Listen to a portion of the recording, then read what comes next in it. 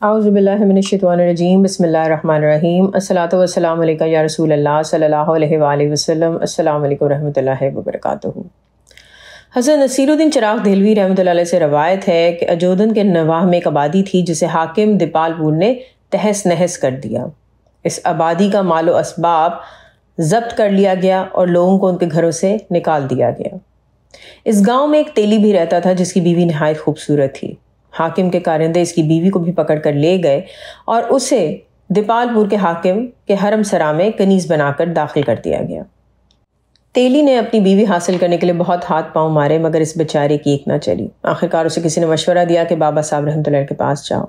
وہ بے بس اور مایوس شخص جب حضرت بابا فرید الدین گنج شکر رحمۃ اللہ علیہ کے پاس پہنچا تو آپ رحمۃ اللہ علیہ نے اس کی مہمان نوازی کی، اس کی بات سن کر اسے تسلی دی اور فرمایا کہ تم ادھر ہی قیام کرو، چند روز میں اللہ تعالیٰ بہتر اسباب پیدا کر دیں گے۔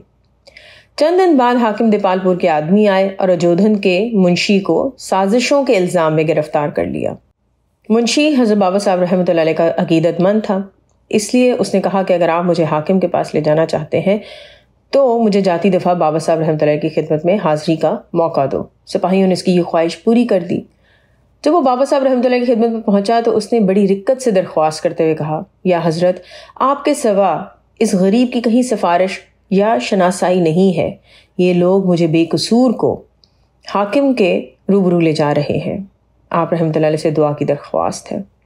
بابا صاحب رحمۃ اللہ علیہ نے فرمایا کہ اگر تم بے قصور ہو تو ڈر کیسا؟ ہاں یہ بتاؤ، اگر حاکم تم پر مہربان ہو جائے اور تمہیں آزاد کر دے تو مجھے شکرانے میں کیا پیش کرو گے؟ منشی نے کہا، یا حضرت، جو بھی جمع پونجی اور مال اسباب ہے سب آپ کی نظر کر دوں گا۔ بابا صاحب رحمۃ اللہ علیہ نے فرمایا، چلو میں نے یہ بھی تمہیں بخش دیا، مجھے اللہ پر بھروسہ ہے کہ حاکم نہ صرف تمہیں معاف کر دے گا بلکہ کنیز بھی دے گا، بس تم مجھ سے اتنا وعدہ کرو کہ وہ کنیز تم اس غریب تیلی کو دے دو گے۔ منشی نے ان کلمات کو بڑی حیرانی سے سنا اور فوراً ہی مسرت آمیز لہجے میں وعدہ فرمایا کہ اگر بابا صاحب رحمۃ اللہ علیہ کے ارشاد کے مطابق ہوا تو وہ کنیز اس شخص کو دے دے گا۔ یہ بات سن کر تیلی رو پڑا اور کہنے لگا، یا حضرت، میرے پاس اتنی دولت ہے کہ میں کئی خوبصورت اور نوجوان کنیزیں خرید سکتا ہوں، مگر جو محبت مجھے اپنی بیوی سے ہے وہ کسی سے نہیں ہو سکتی۔ میری بیوی میری محبت بھی ہے، غمخوار بھی ہے، مزاج آشنا بھی ہے، اور نہ صرف میری بیوی ہے بلکہ ایک اچھی معاون اور اچھی دوست بھی ہے۔ مجھے اپنی بیوی کے سوا دنیا کی حسین سے حسین عورت بھی قبول نہیں۔ اس کی یہ بات سن کر بابا صاحب رحمۃ اللہ علیہ نے مسکراتے ہوئے فرمایا، میاں تم بھی اللہ کا نام لو اور اس منشی کے ساتھ ہی دیپال پور جاؤ اور اللہ تعالیٰ کی قدرت کا مشاہدہ کرو۔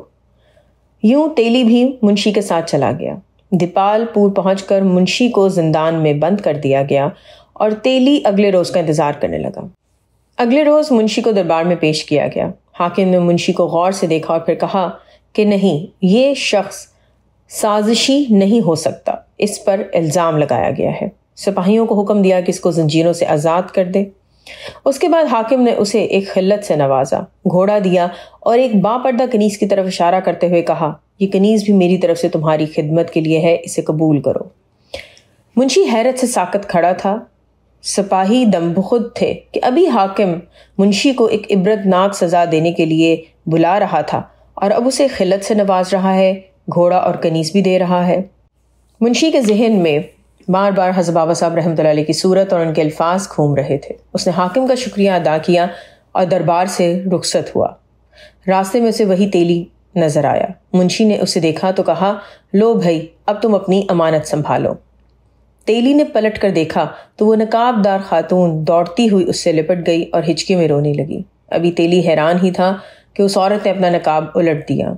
تیلی یہ دیکھ کر حیران رہ گیا کہ کنیز کے روپ میں اس کے سامنے اس کی بچھڑی ہوئی بیوی کھڑی ہے، جس کی یاد میں رو رو کر وہ بے حال ہو چکا تھا۔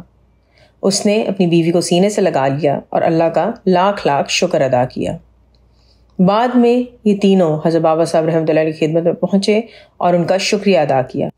منشی تو پہلے بھی بابا صاحب رحمۃ اللہ علیہ کے عقیدت مندوں میں شامل تھا اور اب وہ دونوں میاں بیوی بھی بابا صاحب رحمۃ اللہ علیہ کے عقیدت مندوں میں شامل ہو گئے۔